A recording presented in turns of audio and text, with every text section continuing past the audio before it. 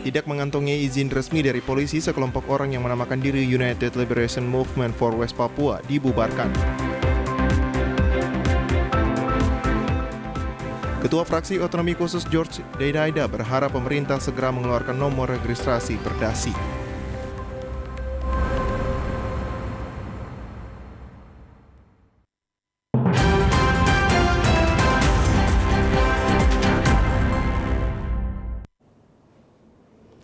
Salam jumpa pemirsa, senang sekali saya, Yanes Wihiawari, dapat kembali menjumpai Anda dalam program Berita Papua Barat hari ini.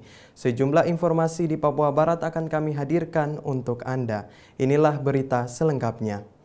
Para guru yang terhimpun dalam Wadah Persatuan Guru Republik Indonesia Kabupaten Teluk Bentuni menggelar aksi mogok kerja terhitung mulai tanggal 13 Mei 2022 sampai dengan batas waktu yang tidak ditentukan.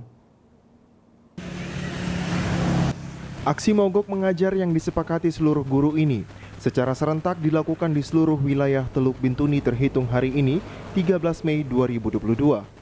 Meski begitu, aksi mogok kerja ini hanya berlaku di sekolah, PAUD, TK, SD, dan SMP di lingkup Dinas Pendidikan Kabupaten Teluk Bintuni.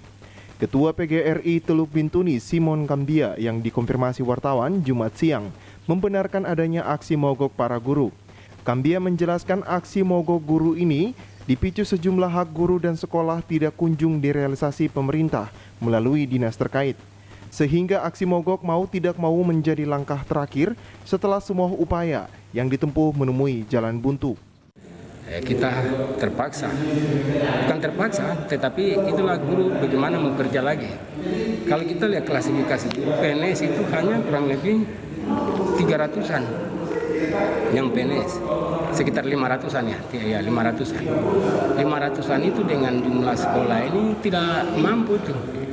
Kalau sampai kontrak ini terkatung-katung dan tidak bisa melaksanakan tugas, sama saja sekolah tidak bisa jalan karena kita akan lihat bahwa yang satu sekolah bisa jalan hanya dengan satu guru PNS. Itu juga sama saja, itu tidak ada arti apa-apa. Kita menghambur-hambur biaya. Nah, jadi hal-hal yang kita lihat di lapangan, ada kemungkinan tujuan pendidikan secara besar menurut amanat undang-undang tadi tentang kecerdasan tidak akan pernah terwujud secara baik tujuan negara. Pihaknya berharap sejumlah persoalan yang menjadi alasan mogok kerja ini bisa segera disikapi secara serius oleh pemerintah agar ke depan tidak lagi terjadi hal-hal yang tidak diinginkan.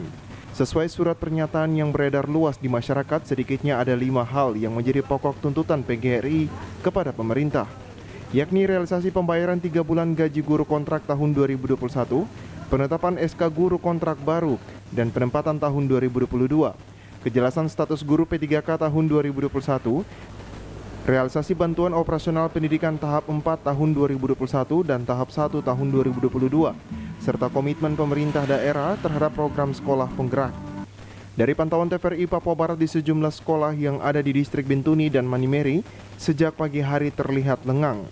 Bahkan di beberapa sekolah sudah memasang pemberitahuan kepada siswa dan orang tua bahwa sekolah untuk sementara tidak beroperasi. Dari Teluk Bintuni, Valentino Wanma, TVRI Papua Barat melaporkan.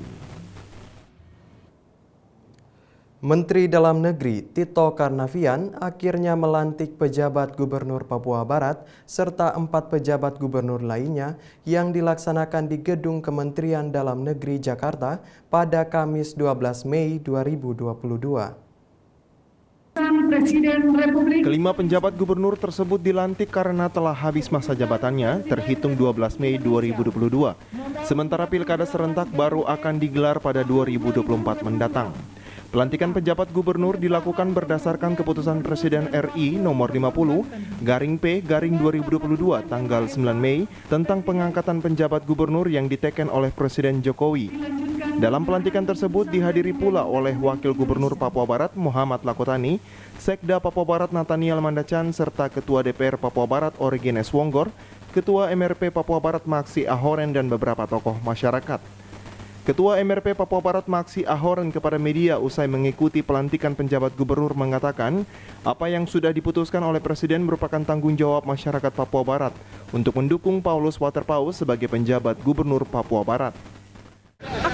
Apa yang sudah dituntut oleh Presiden adalah merupakan tanggung jawab kepada kita semua yang ada di Papua Barat. Saya kira beliau adalah satu tokoh asli daripada wilayah adat Bombarai yang perlu kita hargai. Dan saya berharap bahwa beliau ini kan bukan masa jabatan sampai dengan 5 tahun. Beliau ini kan jabatan 1 tahun. Kemudian nantinya diperpanjang apabila nantinya masyarakat membutuhkan itu dalam pernyataan saya kemarin. Saya kira apapun yang terjadi hari ini bahwa beliau adalah salah satu pejabat gubernur Papua Barat yang sudah dilantik secara resmi. Sementara itu, Komjen Pol Purnawirawan Paulus Waterpaus usai dilantik mengatakan adanya aksi yang dilakukan oleh sekelompok warga di Manokwari merupakan hal yang biasa dalam berdemokrasi. Bapak Menteri tadi memberikan arahan dan petunjuk untuk kita sama-sama mensyukuri dulu ya, syukuri akan anugerah Tuhan yang Tuhan berikan lewat keputusan Bapak Presiden. Jadi saya selaku abdi negara, saya akan langsung menerjemahkan apa-apa yang menjadi kebijakan. Itu yang pertama. Yang kedua, bila ada riak-riak yang memang sementara terjadi, saya pikir normal saja di era demokrasi. Demokratisasi ini kan setiap orang kan dikatakan bahwa yang punya pendapat, pandangan boleh menyampaikan. Yang penting normatif. Artinya ya saya berharap tidak dengan memaksa kehendak gitu ya. Jadi artinya tidak ada pikiran-pikiran yang mau. Menteri Dalam Negeri Tito Karnavian dalam sambutannya mengatakan para penjabat gubernur akan menjabat selama 1 tahun sesuai dengan undang-undang dan akan diperpanjang lagi dengan penjabat yang sama atau diganti sesuai hasil kinerja yang dicapai. Tito menambahkan bahwa dirinya percaya para penjabat yang dilantik akan melaksanakan tugas dengan sebaik-baiknya.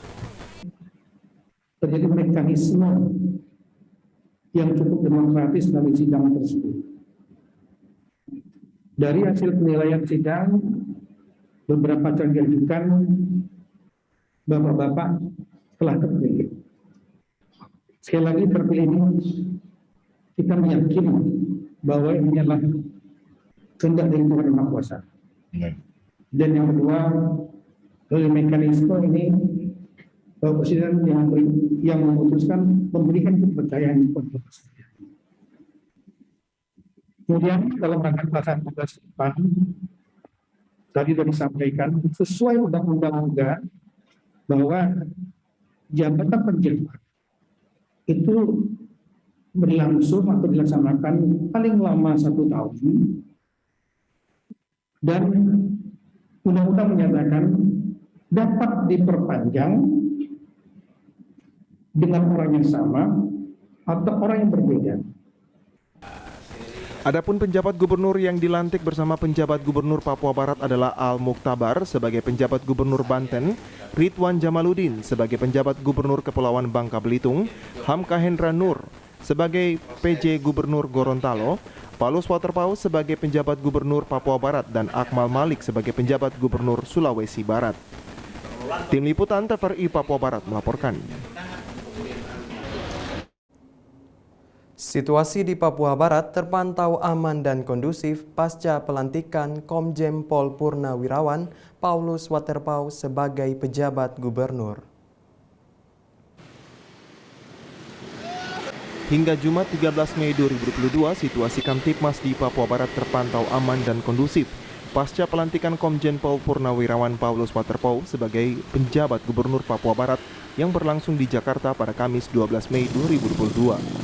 Hal itu disampaikan Kabid Humas Polda Papua Barat, Kombes Pol Adam Erwindi melalui rilisnya.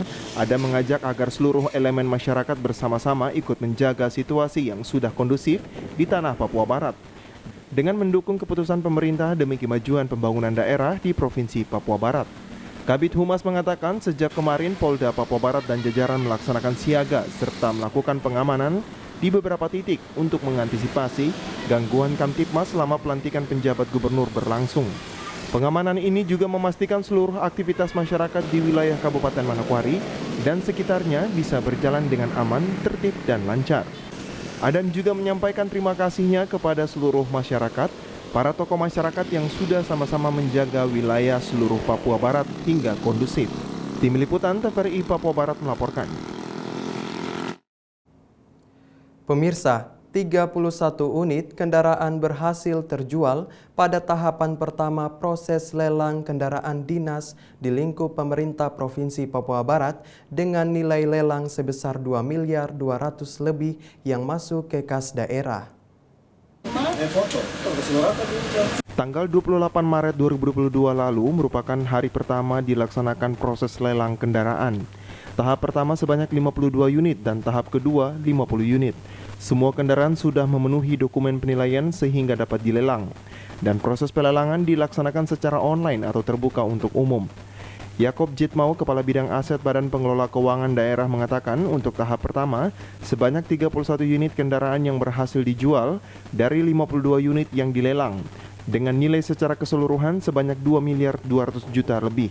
Dan sisa kendaraan lain akan dilelang pada tanggal 27 dan 28 Mei 2022 mendatang. Di tahap pertama dari 52 itu kita sudah berhasil lelang 31 unit. 31 unit itu kita lelang 2 kali. Dengan yang lain mundur dari 52 unit yang pertama. Itu kita sudah lelang 2 kali dan yang sudah proses sampai tahap terakhir. KPK apa semua sudah selesai dan kedua diketahui bahwa dari hasil lelang 31 unit itu menghasilkan PAD yang masuk itu ada 2 miliar 200 sekian. Lebih lanjut disampaikan untuk proses pelelangan tahap kedua sebanyak 50 unit kendaraan yang sedang dalam proses penilaian dan siap dilakukan pelelangan pada bulan Mei dan seterusnya. Masuk nama di PAD Papua Barat. Hasil yang sisa itu ada kami lelang pada tanggal 27 atau 28 Mei. Itu yang pertama. Yang kedua terkait dengan yang 50 unit itu hasilnya kami sudah ambil dan DJKN sudah sementara ada di kita dan siap kita lakukan lelang lagi pada bulan Mei dan seterusnya. Selain kendaraan roda 4, pemerintah Provinsi Papua Barat akan melelang kapal yang berada pada Dinas Perhubungan. Sedangkan untuk aset lainnya, seperti kendaraan roda 2, tanah dan juga bangunan akan juga dilelang. Namun saat ini pemerintah fokus pada kendaraan roda 4. Jimmy Tabiso, TVRI Papua Barat melaporkan. Informasi selanjutnya akan hadir setelah jeda berikut ini, tetaplah bersama kami.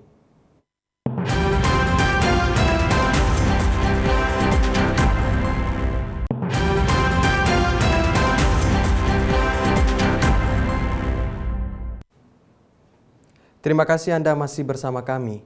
1.281 orang calon siswa polisi tugas umum atau PTU dan Bintara Polri kompetisi khusus Bakomsus mengikuti tes psikologi di 19 sekolah yang ada di Kabupaten Manokwari.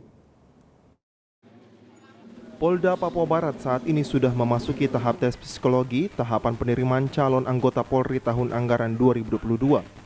Tes tersebut dilaksanakan di 19 sekolah SMA, SMK, dan SMP yang memiliki lab komputer di Manokwari. Kabak Pengendalian Personil Biro SDM Polda Papua Barat, AKBP Dadang Kurniawan Winjaya mengatakan, tes psikologi ini diikuti oleh 1.281 bintara polisi tugas umum dan bintara kompetensi khusus atau Bakomsus. Maka pada Jumat 13 Mei 2022 telah dilakukan tes psikologi yang dilaksanakan dalam 2 gelombang. Yang mana gelombang 1 dilaksanakan tadi dari jam 7 sampai dengan jam 12 siang.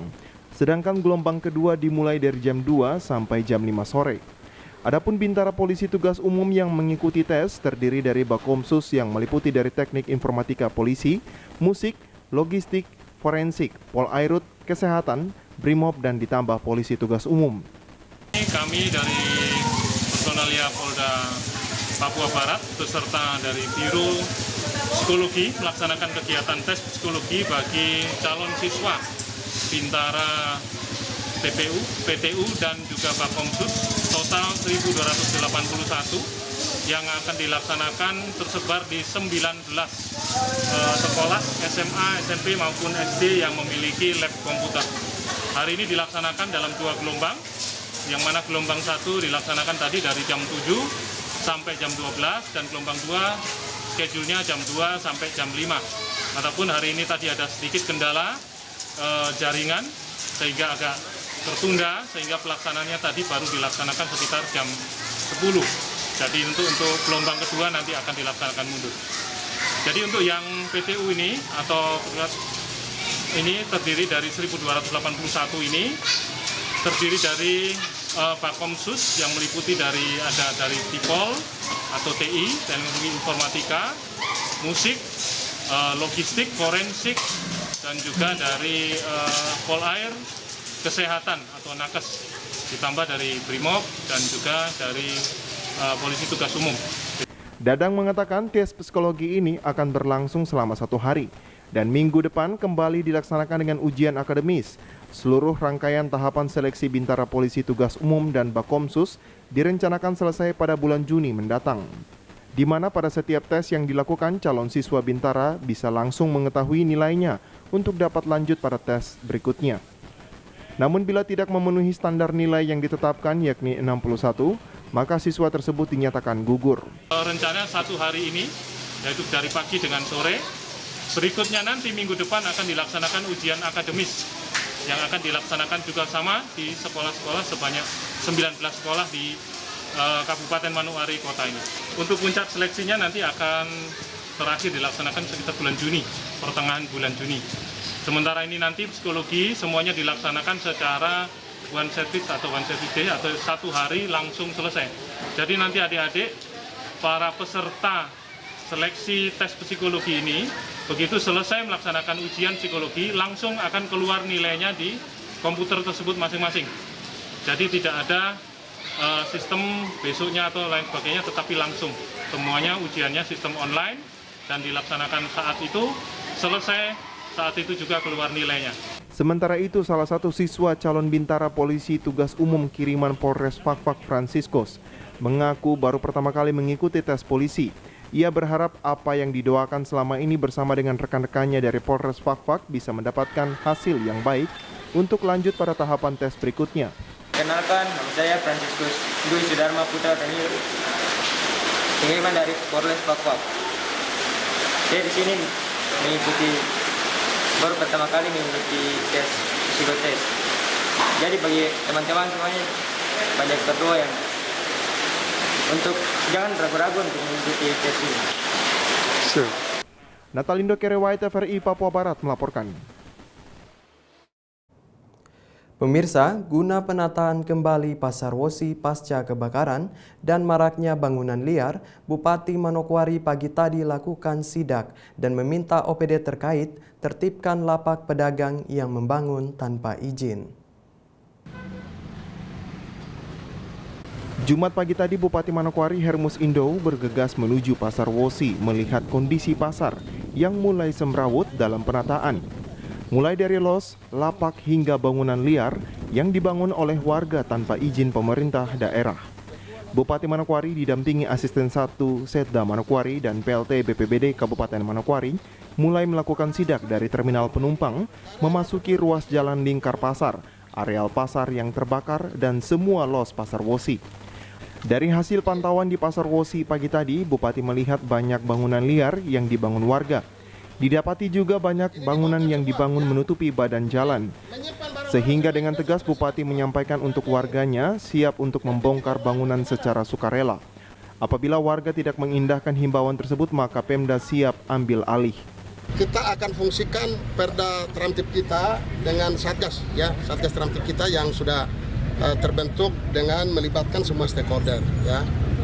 Jadi Satgas Tramtip termasuk penertiban pasar ini akan kita lakukan, kita fungsikan untuk melakukan penertiban baik untuk Pasar Sanggeng, Borobudur maupun juga Pasar Wosi, ya. Hari ini kita lihat terbakar akibat kesemrautan, tetapi juga ketidaktertiban dari para pedagang kita maupun masyarakat. Karena itu kita harapkan semua yang tidak teratur, yang semraut itu kita tertibkan kembali, kita tertibkan sehingga nanti tidak merugikan para pedagang sendiri maupun masyarakat Manokwari.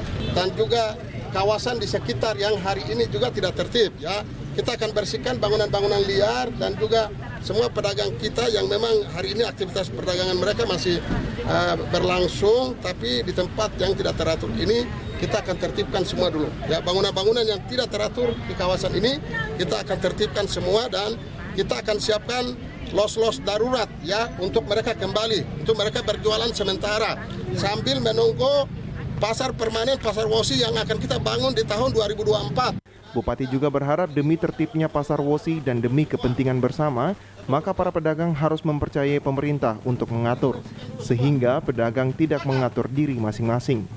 Saya mengharapkan untuk semua pedagang ya, pedagang baik yang sudah mengalami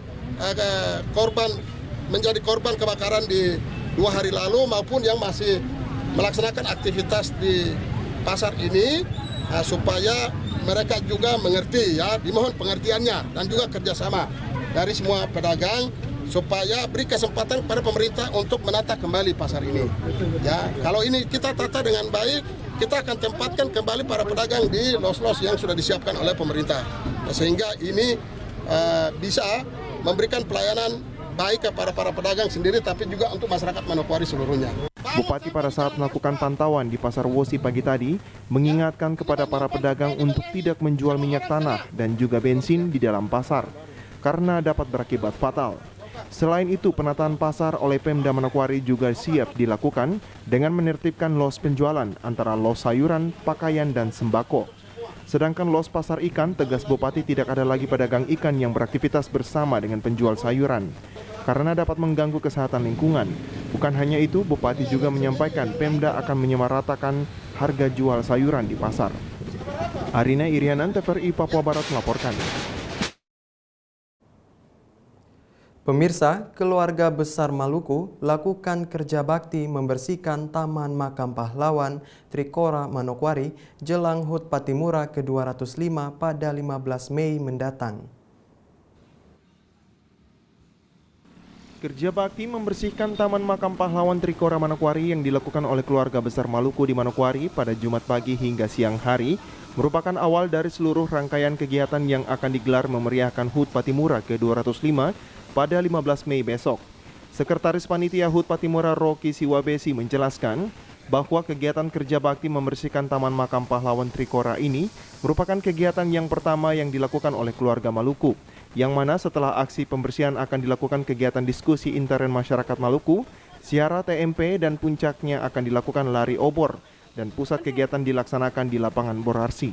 Kegiatan kegiatan awal tanggal 13 ini kegiatan TMP, terus nanti besoknya tanggal 15 itu kita ada kegiatan diskusi antar sesama kita orang Maluku saja. Ada kegiatan diskusi dari semua sesepuh orang Maluku dengan ketua-ketua kerukunan, persekutuan semua.